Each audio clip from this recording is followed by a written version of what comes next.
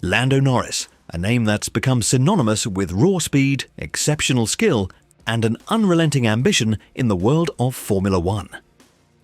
Lando, how's it going for you so far this weekend? It's been good. I've had in my heats, I've had a first and second, which puts me on pole for the final. My main competition is probably going to be Jamie Caroline and Dan Tickton. So I reckon if we can try and beat them throughout the season, it'll be good and we can win the championship.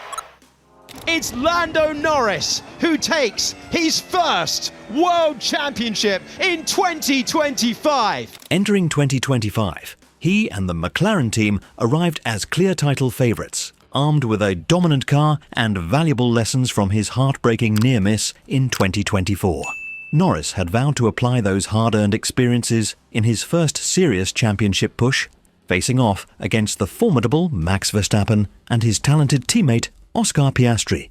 What followed was one of the most thrilling seasons in recent memory, a rollercoaster of exhilarating victories, intense intra-team rivalries, heartbreaking setbacks, and ultimate redemption.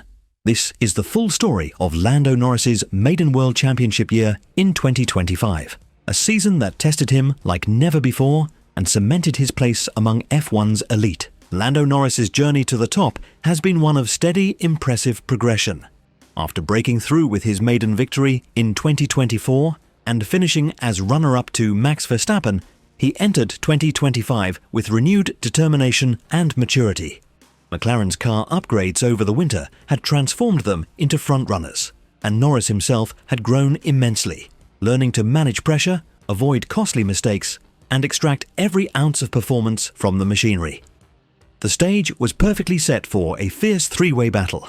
Norris against the defending champion Verstappen in the Red Bull, and his own highly capable teammate Oscar Piastri, who was hungry for his own breakthrough.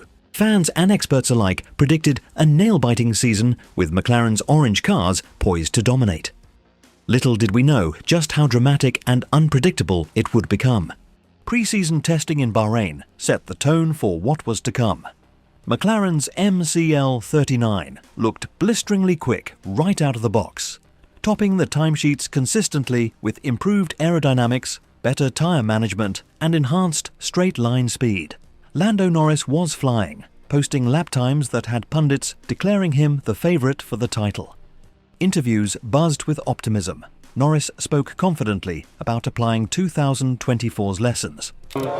I felt like I drove a good race, I kept myself in the fight the whole time. It was very difficult on track easy to make mistakes, so difficult to drive because of the wind and conditions and things like that. While team principal Zak Brown highlighted the car's reliability gains. Rivals like Red Bull and Ferrari admitted McLaren's edge, and fans were electrified.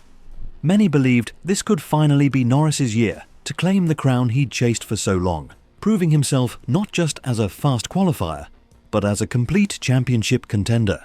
The season exploded into life with Lando Norris dominating the Australian Grand Prix in treacherous wet conditions. Starting from pole, he defended brilliantly against Piastri and Verstappen, showcasing impeccable car control to claim victory and the early championship lead.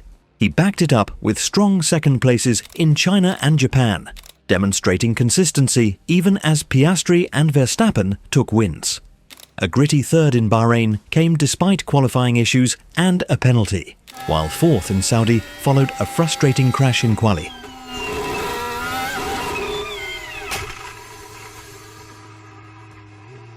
Then came Miami. Norris won the sprint race convincingly and finished second in the main event, pulling off bold moves on Verstappen and capitalizing on a late safety car to overtake his teammate. These early rounds highlighted Norris's maturity. He was points maximizing, avoiding risks, and building a solid foundation in what was shaping up to be a three-horse race. Mid-season brought the full spectrum of emotions. Norris delivered podiums in Emilia-Romagna and Spain, but Canada was a low point. A collision with teammate Piastri ended both their races, costing valuable points and sparking team discussions about avoiding intra-team incidents. Norris publicly apologised, vowing to learn from it. Yeah, no one to blame but myself, so I apologise to the whole team and to Oscar as well for attempting something probably a bit too silly. So glad I didn't ruin his race. And again, apologies to the team. Redemption came swiftly. a flawless pole to win in Monaco, slicing through the streets to reduce Piastri's brief lead. Then Austria, where he dominated from pole, and the emotional pinnacle, his first home win at the British Grand Prix, capitalising on track conditions and Piastri's misfortune to delight the Silverstone crowd. These victories showcased Norris's resilience. Despite setbacks, he was pulling ahead in the standings, proving he could handle pressure and deliver when it mattered most against top-tier competition. As summer hit, the championship intensified with wheel-to-wheel battles galore. Belgium yielded second despite on-track errors, but Hungary was a strategic masterpiece. Starting fourth, Norris used a bold one-stop to hold off Piastri in an epic duel, closing the gap dramatically. Disaster struck in the Netherlands with a mechanical retirement, dropping him behind. Yeah, I don't know if I'm on fire or not. It doesn't smell good. Smoke in the cockpit. Yeah, mate, we're checking. Oh, Lando Norris is out of the race. A shame for him to lose 18 points like that. Let's put this in context. Lando Norris was chasing Oscar Piastri. Had he managed an overtake, the gap is down to 2 points. The gap will now be 34 points at the end of this race. But he bounced back in Italy, second place, aided by controversial team orders favouring him over Piastri. Azerbaijan tested his grit. Damage in practice and a slow pit stop limited him to 7th, yet he still gained on rivals. Throughout, Norris was locked in fierce fights with Verstappen's resurgent Red Bull and Piastri's consistent McLaren, every point hard-earned in a season where mistakes were punished severely. The climax was unforgettable. Singapore brought third after a first-lap tangle with Piastri, then second in the US, despite sprint issues. Norris reclaimed the lead with a commanding pole to win in Mexico, followed by double victories in São Paulo, sprint and main race, mastering mixed conditions to pull clear. Las Vegas delivered heartbreak, disqualified from second due to technical plankwear infringement. Qatar's fourth kept hope alive. Setting up Abu Dhabi. There, in a nerve-shredding finale, Norris needed just a podium. Verstappen won, Piastri second. But Norris's controlled third-place drive secured the title by a razor-thin margin, his maiden championship after a season of sheer determination.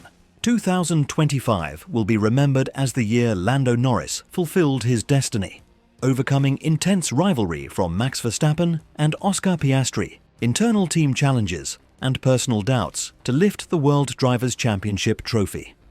With 7 wins, 18 podiums, and McLaren's backing, he proved his growth from talented youngster to mature champion.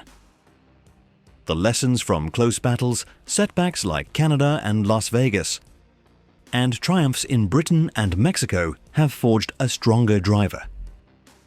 As regulations evolve for 2026, Norris and McLaren look poised for more success. This title feels like just the start of a new era.